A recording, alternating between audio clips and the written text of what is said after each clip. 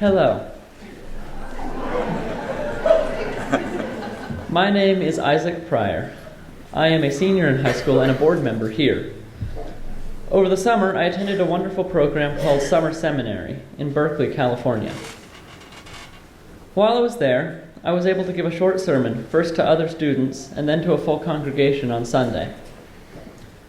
I'll share my sermon with you in a few weeks, but today I'd like to tell a short story of how I got here in the first place. When I was introduced to this church 4 years ago, I wasn't exactly what most people would call outgoing. I didn't particularly want to meet anyone new. I hated being in groups of more than about 5 people, and I generally stayed pretty tight in my shell, except around people I knew really well.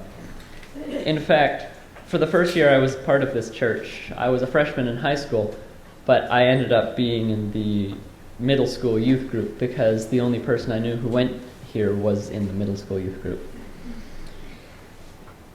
It didn't take much time until I was enjoying coming here on its own merits, but I still didn't really get to meet anyone because I still had my friend to talk to, and why would I meet anybody new if I could? By the start of my sophomore year, I had lost contact with this friend, and that left me feeling kind of directionless and out of sorts. There were only 2 other youth I knew who went to the church, and I didn't know them nearly as well as I probably should have for how long I'd known them. By then, I had gotten pretty attached to the church itself, though, so I decided to give the high school youth group a try. I was more than a little bit apprehensive about going, given that I knew almost no one there, but I was quickly welcomed into the group. The space they created for me as a newcomer was welcoming enough that it didn't take long until I felt at ease in the group, and just a few months later, I was willing to go to Fall Con. For those of you who don't know, Fall Con is a massive UU youth conference for the entire Pacific Northwest District, which is Oregon, Washington, Idaho, Alaska, and even parts of Canada. It's usually attended by somewhere between 150 and 200 youth. So to say that something like that was a bit outside of my comfort zone at the time is more than a bit of an understatement. However, I had heard only good things about it, and I trusted the group and our wonderful advisors enough that I decided to go. And I think I can honestly say that was one of the best decisions I've ever made. One of the phrases we like to throw around a lot in youth group and at cons is radical inclusivity. And I think that just about describes my first con. Even though I preferred to stand on the edges most of the time and just sort of be a wallflower, I always felt like there was space for me, and people frequently reached out to make sure that I felt included in whatever space I was in, whether I was actively participating or not. One of the moments that I remember the most in the first is the first worship, the night we got there. As a newcomer, I brought a candle and was invited to bring it to the chalice at the center and light it, along with all of the other newcomers. Then, at the end, we were all invited to stay and sing if we wished. People left as they got done, and the circle slowly got smaller and closer to the chalice. That night, I was one of the last few people to leave the space. Nearly everything at con is youth-led, and although I didn't feel at all ready that con, I decided I wanted to be part of staff at some point. Over the next 2 years, with the help and support of the youth group and our wonderful youth advisors, and an increasing number of youth and adults from across the entire Pacific Western region, I've become increasingly involved in the youth community. For example, I've been trained as a youth chaplain and gone to Goldmine Leadership School, which is a week-long camp that teaches youth how to give sermons and be UU leaders. I'm also part of the YES team, which connects youth groups across the Pacific Northwest District between cons, and I currently serve on the board here, and was even a youth chaplain at our most recent Fall Con. It's difficult to overstate how much Unitarian Universalism has helped, and especially UUCE has helped me grow and thrive.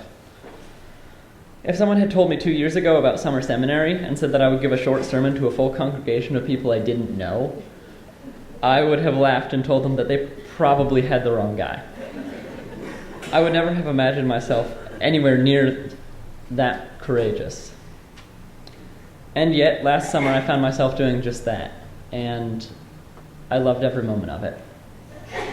So, if you're able to this year, I would ask that you consider donating to UUCE.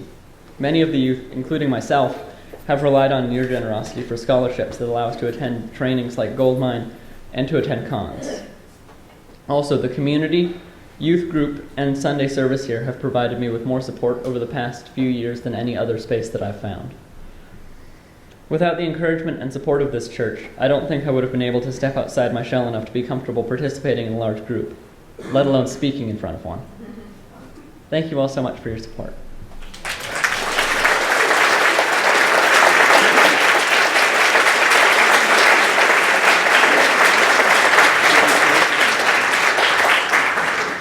We light from the chalice of our larger community, the chalice for our lifespan religious education program.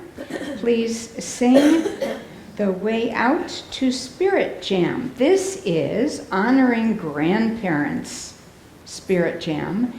Folks have been preparing to bring their own grandparents or pictures of their grandparents. Grandparents have been reflecting on different questions. So if you would like to witness that or represent a grandparent or are considering joining in a Spirit Jam because you've just simply never done it before and you're curious, please follow our Director of Religious Education, Katie, and the rest of the Spirit Jam people as we sing our recessional for them.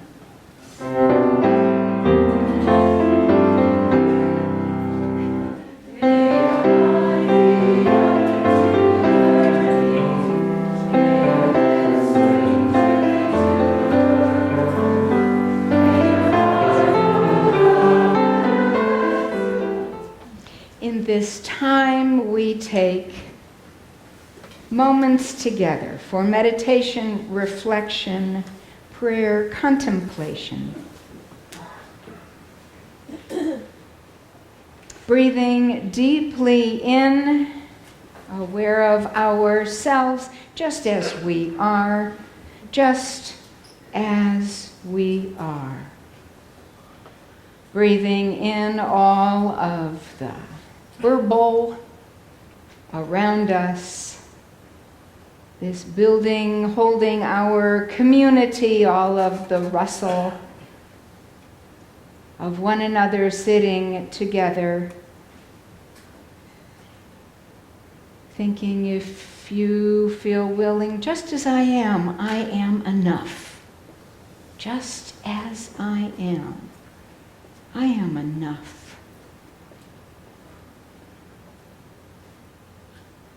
Sending blessings of deep breath and acceptance to ourselves, to those we're aware of sitting around us,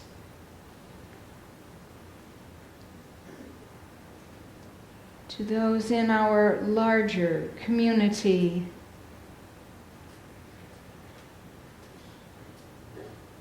breathing in all the bustle and diversity in our town, our region, our nation, breathing out love. Breathing into the very center of our deepest hopes and yearning. Breathing in to a peaceful center within each one of us. All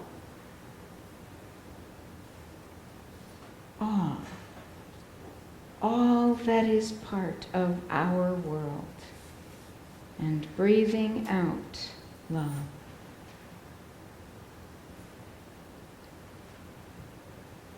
We hold in our hearts, especially today,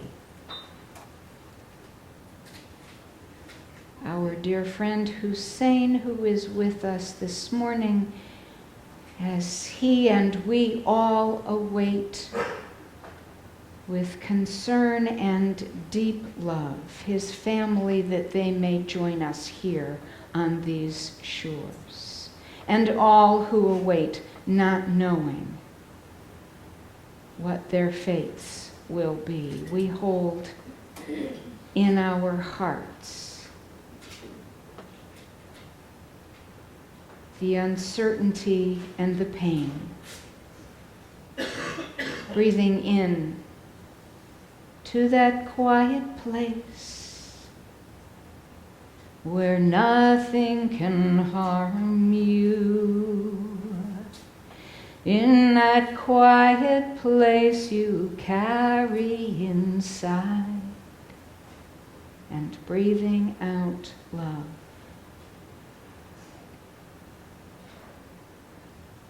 We hold in our hearts especially all those today who fear, who are in pain, who are in recovery, who are awaiting